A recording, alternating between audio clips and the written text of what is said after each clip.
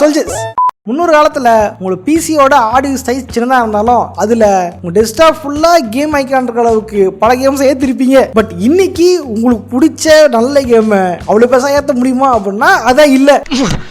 ஐயோ இந்த அவசரப்படுறானே. 2 game மேத்துல artist ஃபுல்லாக இதுதான். திடீர்னு இவ்வளவு பெருசா கொடுக்குறியே, அறிவு வேணா. இந்த மாதிரி பார்த்தீங்க அப்படின்னா நவடேஸ் வர எல்லா கேமுமே ஃபைல் சைஸ் ரொம்ப அதிகமாக இருக்குது. அது எந்த அளவுக்கு அப்படின்னா ஒரே ஒரு கேம் மட்டுமே 250 GB, இன்னொரு கேம் பார்த்தீங்க அப்படின்னா 150. வாங்கி வச்ச ஆர்டிஸ்ட்க்கு 500 GB தாங்க. கேம் மட்டுமே ஃபுல்லாக ஏற்றிட்டா அதுக்கு மேலே சாஃப்ட்வேர் ஃபைல என்னங்க ஏற்றுருது. பாஸ் என் பிசி அவட கேம் இருக்க மறந்து அன்இன்ஸ்டால் பண்ணி கொடுங்க. அவன் செத்துட்டான்டா. இந்த மாதிரி கேம் சைஸ் இந்த அளவுக்கு பெருசாக ஆகிறதுக்கு என்ன காரணம், முன்னொரு காலத்துலாம் எப்படி இருந்துச்சு, ஏன் இப்போ இப்படி நடக்குது அப்படின்றதான் இந்த தெளிவாக பார்க்க போகிறோம். இதே மாதிரி வந்து கேம் ஏற்ற முடியாமல் கஷ்டப்படும் சோல்ஜர்ஸ் யாராக இருந்தீங்க அப்படின்னா எல்லாம் நிறைய லைக் பண்ணிட்டு உங்களோட கஷ்டத்தை வந்து கமெண்ட் பண்ணுங்க. அப்புறம் மறக்காம லைக் பண்ணுங்க, மறக்காம சேனல் சப்ஸ்கிரைப் பண்ணுங்க. ஓடா பேசாம வீடியோ போயிடலாம். நான் காகாசாமி, இந்த ஷோ குறியீடு கந்தசாமி. சொன்ன மாதிரி இந்த காலத்துல இருக்கிற பெரும்பாலும் கேம்கள் பாத்தீங்கன்னா கேமோட சைஸ்ன்றது எங்கேயோ இருக்குது. சும்மா வாயில சொல்லாம எக்ஸாம்பிள் சொல்லலாம், ஸ்டார் வார்ஸ் ஜெடை சர்வைவர் அந்த கேம் பாத்தீங்கன்னா 155 GB, RDR ஆன்லைனோட சேர்த்து 150 GB மேல. Call of Duty Modern Warfare 150 GB, update பண்ணா இன்னும் அதிகமாகுதா. ஆர்க் சர்வைவல் எவால்வ்டு பாத்தீங்க அப்படின்னா 250 GB. இதுக்கு இல்லையா சார் ஒரு எண்டு, இதுக்கு இல்லையா சார் ஒரு எண்டு. இந்த மாதிரி இவ்வளவு ஜிபி வரது என்ன காரணம்னு பாத்தீங்கன்னா இந்த காலத்துல இந்த இன்டர்நெட் ஃபெசிலிட்டி தான்.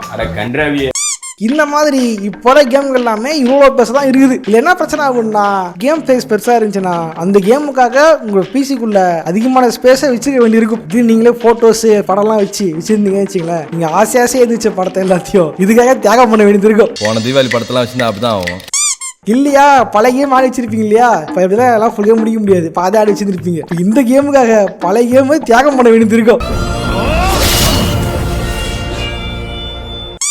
இந்த மாதிரி நீங்களே கத்திலே குத்து காலி பண்ற அளவுக்கு பிரச்சனையா இருந்து ஃபைல் சைஸ் அதோட பரவாயில்லைங்க. என் லேப்டாப் இருக்கிறதே வெறும் 500 GB SSD தான். 2ஆ பிரிச்சு போட்டதில்ல, ஒவ்வொன்றுல 250 250 தான் இருக்குது. டெலிட் பண்ண முடியாத ஃபைல் பேக்கப் போட்டதுனால என்னால கடைசி வரைக்கும் லேப்டாப்ல ஆடவே முடியல. அப்புறம் நீங்க எதுல தான் கேம் விளையாடுறீங்க? வேற எதுல, நம்ம வேட்ரு பிசில தான். பாஸ் மொத கேம் டெலிட் பண்ணி கொடுங்க, எடிட் பண்ண முடியல பாஸ்.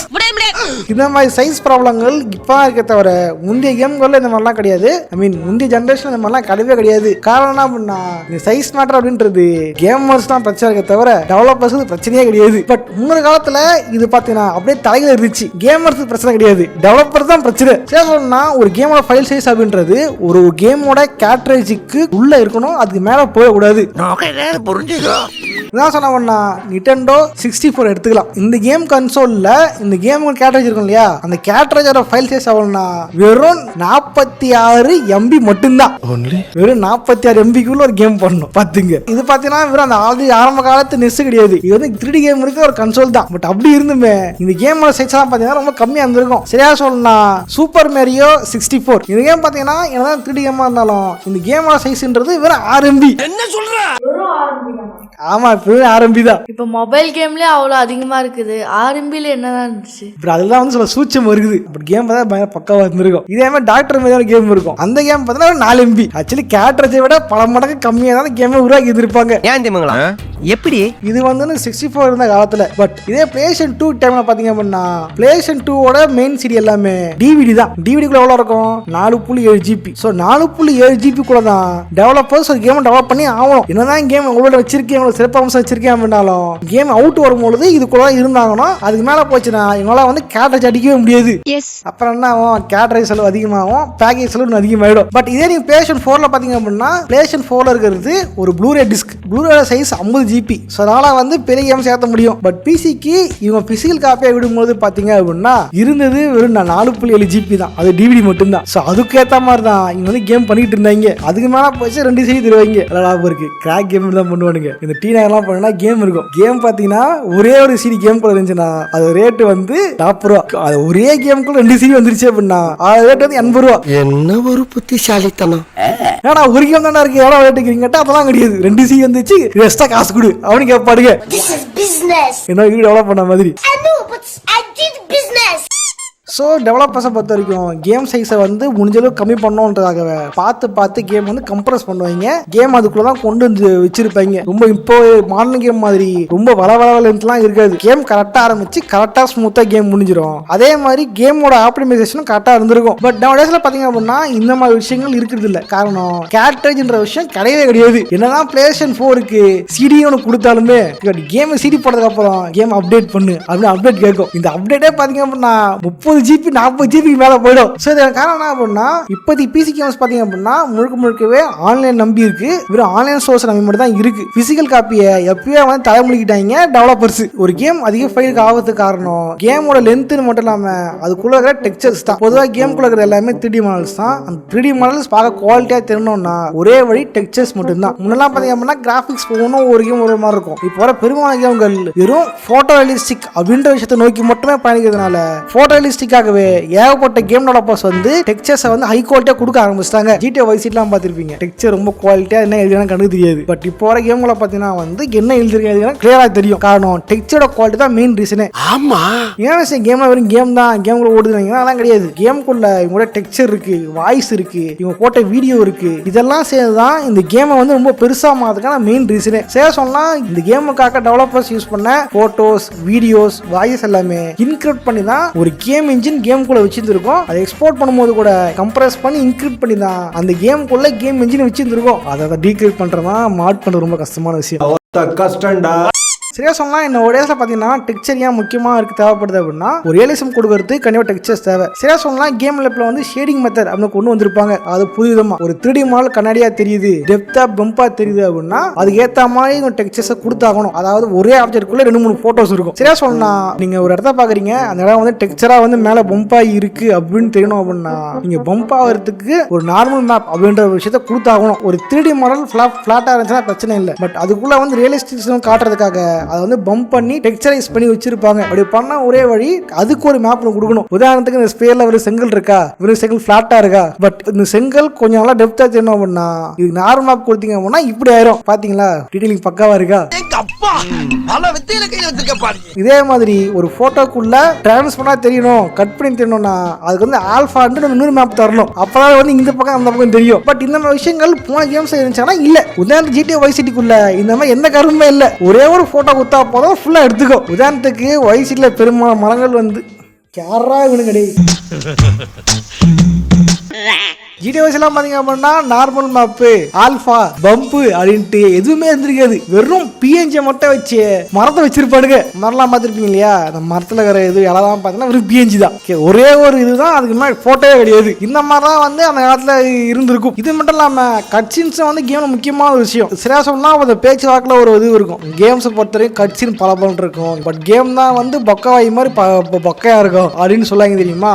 காரணம் பாத்தீங்க அப்படின்னா அந்த கால கேம்ஸ் எல்லாம் வந்து கட்சின்ஸை வந்து பயங்கரமா ப்ரீ ரெண்டர் பண்ணி இவங்க அவங்களோட 3D சாஃப்ட்வேர்ல ப்ரீ ரெண்டரிங் பண்ணி எடிட்லாம் பண்ணி பக்கா வச்சிருப்பாங்க. ஏன்னா அந்த காலத்துல வந்து அந்த அளவுக்கு கிராஃபிக்ஸ் கொடுக்க முடியாது. அதனால வந்து கேமோட கேம் பிளே கிராஃபிக்ஸ் வர மாதிரி இருக்கும், கேமோட கட்சின் வர மாதிரி இருக்கும். இந்த அளவுக்கு வந்து கிராஃபிக்ஸ் கொடுக்க முடியாதனால என்ன பண்ணிட்டாங்க, கட்சினை மட்டும் அந்த மாதிரி வச்சுட்டு கேம் பிளே வந்து முடிஞ்ச அளவுக்கு பண்ணிருப்பாங்க. சரி, பிரின்ஸ் ஆஃப் பெர்ஷியா சொல்லலாம். பிரின்ஸ் ஆஃப் பெர்ஷியா வந்து கட்சின் வந்து வீடியோ தான், வீடியோ ஃபைல் தான் அதுக்குள்ளே இருக்கும். பெரும்பாலும் கட்சி வந்து வீடியோவா தான் இருக்கும். ஸோ அதெல்லாம் ஒன்னா கேம் பிளே ஒரு மாதிரி இருக்கும், கேமோட கட்சி வந்து பயங்கரமா இருக்கும். ஏய் வேற சொல்றா, ஏய் பிரின்ஸ்ரா அப்படின்ட்டு அது என்ன கவனா கேமை கிராக் பண்றான்னு தெரியுமா, ரீபேக் பண்றான்னு தெரியுமா? ஆனா அவனை கேமை கம்ப்ரஸ் பண்ணி தரேன்ற பேர்ல இந்த கட்சிலாம் தூக்கி விட்டுருவானுங்க, தூக்கிட்டு ஒரு கேம் மட்டும் வச்சிருப்பானுங்க. இதனால கேம் நான் என்னாச்சு ஏதாச்சுன்னு கேம் தேவை போயிட்டு இருக்கோம். இந்த மாதிரிலாம் இருந்திருக்கும் அந்த பழைய காலத்து கேம்கள்ல. என்ன ஒரு புத்திசாலித்தனம்.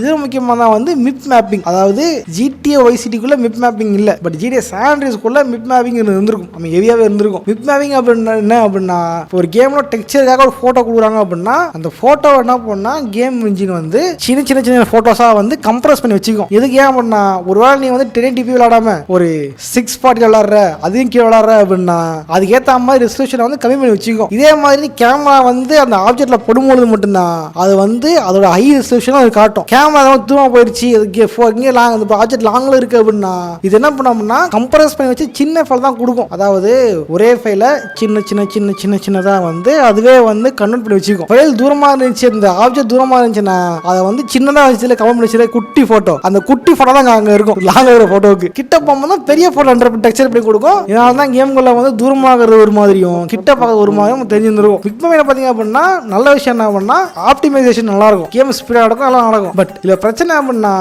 ஒரே போட்டோ 4 போட்டோ கன்வெர்ட் பண்ணி வச்சுக்க தெரியுமா? இந்த ஒரு காரணத்தினாலேயே கேமோட ஃபைல் சைஸ்ன்றது இங்கே பயங்கரமா எகிருது. பட் அப்படி இருந்துமே அந்த கேமை வந்து வெறும் 4 ஜிபிக்குள்ள கொடுத்துருப்பாங்க அந்த காலத்துல. இது எவ்வளவு பெரிய விஷயம். 100 ஆண்டு காலம் வாழ்க, நோய் நொடி இல்லாமல் வளர்க.